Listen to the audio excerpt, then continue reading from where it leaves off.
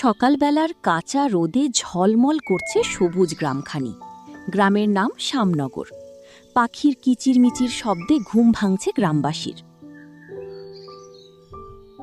আরে দিদি, তুই উঠোন ঝাড়ু দিচ্ছিস? আজ কি রান্না হবে সে খেয়াল কি তোর আছে? এদিকে তো বাবাও বাড়ি নেই। আজ কি রান্না করবি তুই? সেটাই তো ভাবছি, আর উঠোন ঝাড়ু দিচ্ছি রে দুঃখী। আমি এখনো জানি না যে আজ কি রান্না করব, কারণ ঘরে যে চাল ছাড়া আর রান্না করার মতো কিছু নেই। শুধু চাল আছে, আর কিছুই নেই? হ্যাঁ রে, তুই ঠিকই শুনেছিস, ঘরে শুধু চালই আছে। চাল দিয়ে তো শুধু ভাত রান্না করতে পারবো, কিন্তু ভাত খাবো কি দিয়ে সেটাই তো বুঝতে পারছি না। ভাত খাওয়ার মতো কোনো মাছ মাংস আমাদের ঘরে নেই। আমরা তো গরিব মানুষ, মাংস কোথায় পাবো দিদি? বাবা মাঝে মাঝে খুব কষ্ট করে কিছু মাছ কিনে আনে, কিন্তু মাংস খাওয়া তো আমাদের নাগালের বাইরে। মাংস কি আর চাইলেই খেতে পারি?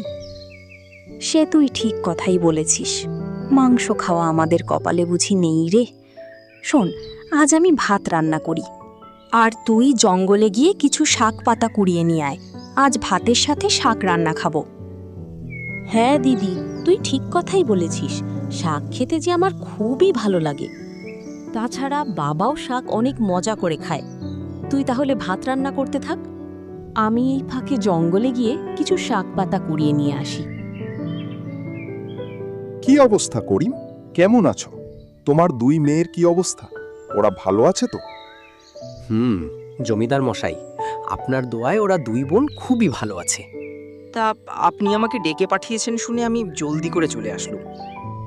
আরে হ্যাঁ, তোমাকে একটা দরকারে ডেকে পাঠিয়েছিলাম। শোনো, আমার পূব পাশের জমিটাতে লাউয়ের চাষ করেছি বুঝলে, কিন্তু কয়েকদিন যাবত এই লাউগুলো না চুরি হয়ে যাচ্ছে। আরে এ কি বলছেন জমিদার মশাই? আমি আপনার লাউ চুরি করিনি। আমি এ কাজ করতেই পারি না জমিদার মশাই। আরে সে কথা তো আমি জানি, তোমাকে তো আর বলিনি যে তুমি চুরি করেছো। শোনো, তুমি আজ থেকে আমার ওই পূব পাশের জমিটাতে যে লাউ গাছ লাগিয়েছি ওটা পাহারা দেবে বুঝলে। বিনিময়ে আমি তোমাকে মাসে ভালো কিছু করে টাকা দেব, কিন্তু খেয়াল রাখবে চোরের দল কোনোভাবে আমার জমি থেকে একটা লাউও যেন চুরি করতে না পারে। আচ্ছা ঠিক আছে জমিদার মশাই, আমি এমনভাবে আপনার লাউয়ের জমি পাহারা দেব, একটা চোর কেন, দেখবেন লাউয়ের ওপর একটা মাছিও বসতে পারবে না। সে কথা আমি ভালো করেই জানি করিম, তুমি কাজের বেলায় খুবই পটু, আর সেজন্যই তোমাকে ডেকে পাঠিয়েছি। তো কাল থেকে তাহলে আমার পূব পাশের জমির লাউ পাহারা দিতে বসে যাও, তুমি কি বলো? জি হ্যাঁ জমিদার মশাই, কাল কেন, আমি বরং আজ থেকেই আপনার লাউয়ের জমি পাহারা দেওয়া শুরু করি।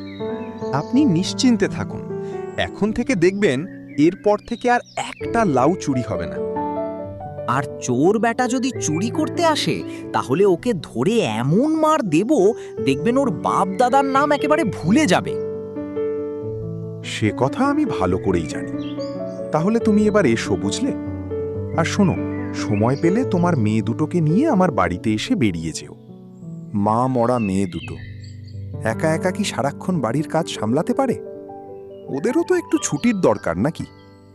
ঠিক আছে জমিদার মশাই, আমি সময় পেলে ওদের দুই বোনকে বেড়াতে নিয়ে আসব। এবার তাহলে আমি আসি।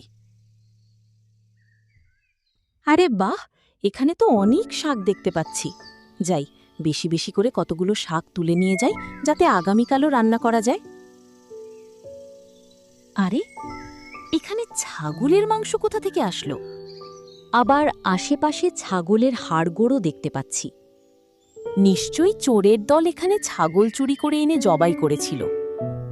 আরে বাহ, মাংসটা তো একেবারে তাজা মনে হচ্ছে। আজ রাতেই ওরা ছাগলটা জবাই করেছিল। যাই, এই মাংসের টুকরোটা নিয়ে জলদি করে সুখরের কাছে যাই। ও নিশ্চয়ই এই ছাগলের মাংসটা রান্না করতে পারবে। আরে দুঃখী, তোর হাতে এটা আবার কি রে? দেখে তো কোনো মাংসের টুকরা মনে হচ্ছে। তুই এই মাংসের টুকরো কোথায় পেলি? কি রে বোন? আর বলিস না রে দিদি, আমি আজ শাক কুড়োতে জঙ্গলে গিয়েছিলাম, আর সেখানে গিয়ে দেখতে পাই কারা যেন একটা ছাগল জবাই করে হাড় গোড়া আর মাথার সাথে এই মাংসের টুকরোটা ফেলে গেছে। আমি সেখান থেকে মাংসের টুকরোটা তুলে নিয়ে এসেছি। তুই ধরে দেখ তো একবারই তাজা কিনা। দে, আমার হাতে দে তো। আমি ভালোভাবে দেখে নিই আসলেই মাংসটা তাজা কিনা। আরে দুঃখী বোন, মাংসটা তো আসলে একেবারে তাজা। এটা তো আমরা আজকে রান্না করে খেতে পারবো। হ্যাঁ দিদি, আমিও তো তোকে তাই বললাম। মাংসটা আমিও শুকে দেখেছি, একেবারেই তাজা। আমার তো ভাত রান্না হয়ে গেছে, এখন আমি মাংসের টুকরোটা রান্না করি। বাবা একটু পরে খেতে চলে আসবে। সে যদি এসে দেখে আমরা মাংস রান্না করেছি তাহলে সে খুবই খুশি হবে। হ্যাঁ দিদি, তুই একদম ঠিক বলেছিস। আমরা দুই বোন আজকে মজা করে মাংসটা রান্না করব, বুঝলি? তারপর বাবাকে খেতে দেব। দেখবি মাংস রান্না খেয়ে বাবা অনেক খুশি হবে, কারণ বাবার তো মাংস খুবই প্রিয়। হ্যাঁ, তুই ঠিকই বলেছিস। আয়, তুই আমার সাথে রান্না করে আয়। ঠিক আছে দিদি, চল। আরে সে কখন থেকে জমিটা পাহারা দিয়ে যাচ্ছি, কিন্তু কোনো চোরের তো দেখা পেলুম না। ওদিকে আমার যে খুব খিদেও পেয়েছে। লাউয়ের জমিটা রেখে বাড়িতে গিয়ে কটা খেয়ে আসবো। কে জানে আমার দুই মেয়ে সুখী আর দুঃখী আজকে কি রান্না করেছে। বাড়িতে তো শুধু দুটো চাল রেখে এসেছি, ওই চালের ভাতই হয়তো রান্না করেছে। তবুও একবার বাড়িতে গিয়ে দেখতেই হয়। যা আছে কপালে তাই খেয়ে চলে আসব। কিন্তু আবার ভয়ও করছে, যদি এই সুযোগে আবার চোরেরা এসে লাউ চুরি করে নিয়ে যায়, তখন আবার কি করব? না, অত শত ভাবলে চলবে না। যাই, বাড়িতে গিয়ে কটা ভাত মরিচ দিয়ে ডোলে খেয়ে আসি।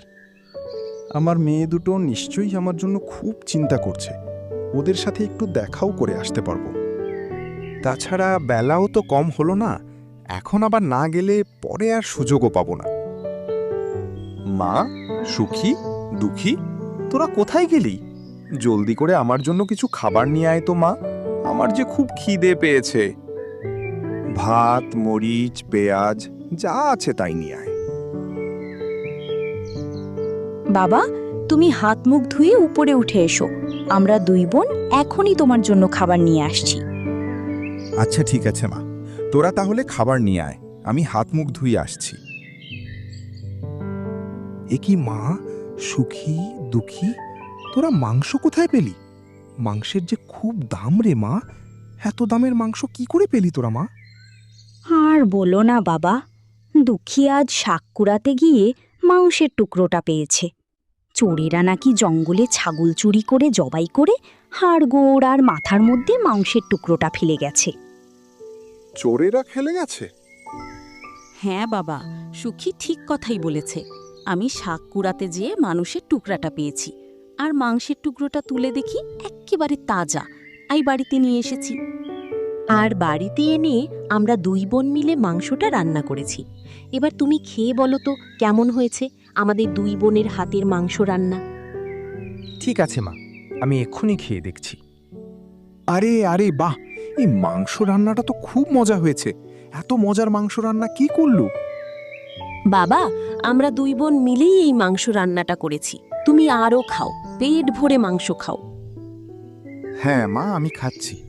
সুখী, দুঃখী, তোরা দুবোনও আমার পাশে বস। তোরা দুজনেই আমার সাথে খেতে বস। কখনো তো একসাথে বসে মাংস খাওয়া হয়নি। আয়, আজ আমরা সবাই মিলে একসাথে মজা করে মাংস রান্না খাই। এবার তাহলে আমি কাজে গেলাম মা, তোরা দুই বোন তাহলে ঘরে থাক। আর শোন, ওই জঙ্গলে তোরা আর কেউ যাস নে। আমি ভালো একটা কাজ পেয়েছি, দেখবি মাস শেষে ভালো বেতন পেলে তোদের জন্য আরও বেশি বেশি মাংস কিনে আনতে পারবো। এরপর তোরা দুবোন আমাকে ওই মাংস রান্না করে দিবি, আর আমি তোদের দুই বোনের হাতের মাংস রান্না খাবো। আচ্ছা বাবা, ঠিক আছে, তুমি অত চিন্তা করো না। এবার তাহলে তুমি কাজে যাও। আর শোনো বাবা, যখন খিদে পাবে সাথে সাথে তুমি চলে আসবে, বুঝলে? আমরা দু বোন তোমাকে রান্না করে খাওয়াবো। ঠিক আছে মা, ঠিক আছে, তাহলে এবার আমি কাজে গেলাম। গল্পটি কেমন লাগলো অবশ্যই জানাবেন।